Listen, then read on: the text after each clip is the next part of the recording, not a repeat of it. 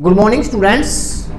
हम कर रहे हैं 10वीं कक्षा की एक्सरसाइज 2.2 का क्वेश्चन नंबर 1। इस पार्ट में हम करेंगे क्वेश्चन का चौथा पार्ट। 4u² प्लस 8u गुणनखंड की सबसे पहली शर्त है कॉमन लेना। यदि कोई कॉमन है तो उसे कॉमन में बाहर निकाल लो। क्या कॉमन है? 4 का पहाड़ा इसमें भी, 4 का पहाड़ा इसमें भी, एक तो 4 कॉमन है तो यहां से 4 बाहर, 4 बाहर। अब वैसे 4 बाहर बंदरगाह भी है भाई, कौन सी है? ईरान में। 4 बाहर, 4 तो बाहर आ गया है यहां से, और साथ में कौन बाहर आ गया है?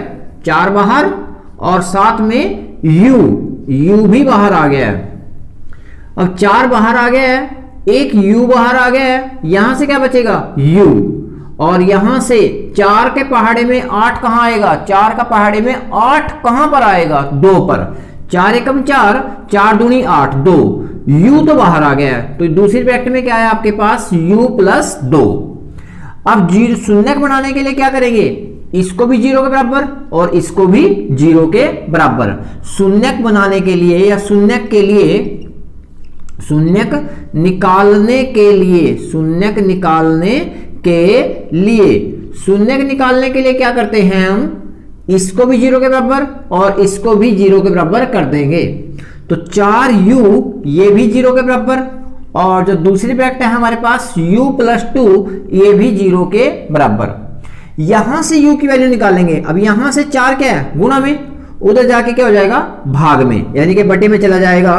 तो u की वैल्यू कितनी आ जाएगी? 0/4। अब 0 के पौन में कुछ भी हो, आंसर तो 0 ही आएगा। तो इसका आंसर कितना आ गया? 0। तो एक शून्यक तो आ गया 0। दूसरा प्लस का 2 जब उस साइड जाएगा तो किस चीज को हो जाएगा? माइनस का, यानी u किसके बराबर आ जाएगा? 0 माइनस 2, और u की वैल्यू कितनी आ जाएगी? -2। तो आपके पास दूसरा शून्यक आ गया ये।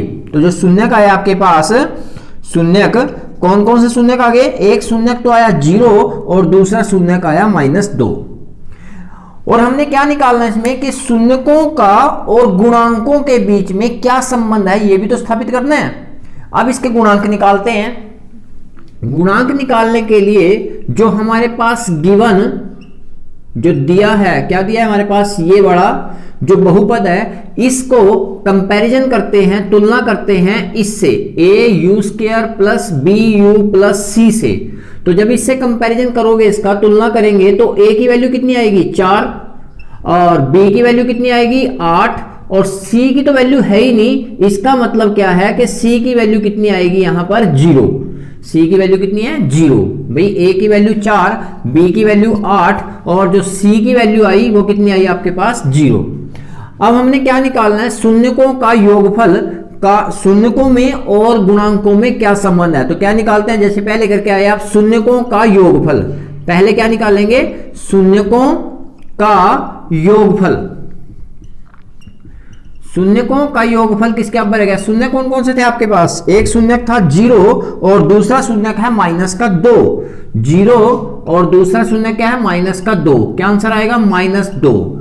तो जो शून्यक का योगफल आया आपके पास, शून्यकों का योगफल, शून्यकों का योगफल वो आपके बराबर, वो आया आपके पास -2। इसको क्या मानेंगे? Equation number 1। थोड़ा सा लंबा डंडा खींचना भाई, मेरे पास तो जगह की थोड़ी कमी है। तो क्या आएगा?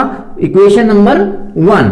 अब क्या निकालेंगे? माइनस का b/a, minus b/a, minus b की वैल्यू कितनी है? b की वैल्यू है 8, अपॉन बटे में कितना आएगा? 4। a की वैल्यू 4, ये कितना आ गया? माइनस के 8/4, और कैंसिल करके कितना आ गया? -2। ये आई आपके पास समीकरण नंबर 2। ये समीकरण नंबर क्या आ गया आपके पास? 2। ये समीकरण 1 और ये समीकरण 2। देखो समीकरण 1 और समीकरण 2 दोनों में ही एक साइड बराबर आ गई। यदि एक साइड बराबर आ गई तो दूसरी साइड ऑटोमेटिकली बराबर हो जाती है।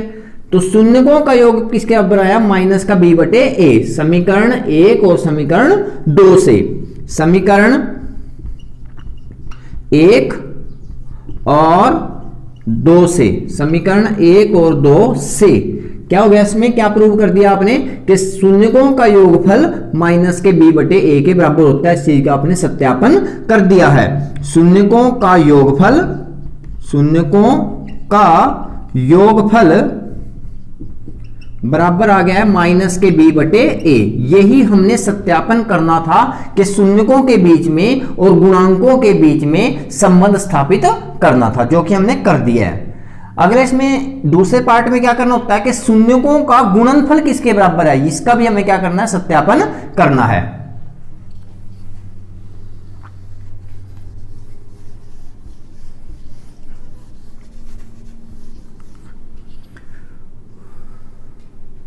अब क्या करें, शून्यकों का गुणनफल, शून्यकों का गुणनफल, शून्यकों इससे आगे का पार्ट है, यहां से स्टार्ट हुआ है। शून्यकों का गुणनफल, शून्यकों का गुणनफल यानी कि शून्यकों को गुणा करो। शून्य कौन से हैं, ये शून्य का है, 0 और -2, ये दोनों क्या है, शून्य का है। इनका गुणनफल करेंगे 0 गुणा -2, 0 को तो किसी से भी गुणा करो 0 आ जाएगा।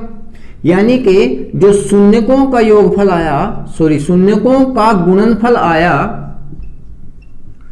वो आया आपके पास 0 के बराबर। इसको समीकरण नंबर 3 देंगे और अब क्या निकाल लेंगे, c बटे a। क्या निकाल लेंगे, c बटे a, c बटे a। c की वैल्यू कितनी आई भाई, c की वैल्यू आई 0 और a की वैल्यू कितनी है 4। 0 के बटे में तो कुछ भी आए, आंसर क्या आना है 0। ये समीकरण नंबर क्या आएगी 4। समीकरण 3 और समीकरण 4 की एक साइड बराबर है तो दूसरी साइड ऑटोमेटिकली बराबर हो जाएगी। यानी कि शून्यकों का गुणनफल किसके बराबर आया, c बटे a के बराबर आया। यही हमें सत्यापन करना था कि शून्यकों के बीच में और गुणांकों के बीच में जो संबंध है वो सत्यापित कर दिया हमने।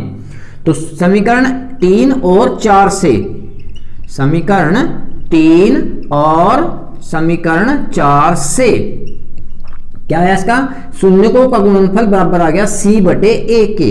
शून्यकों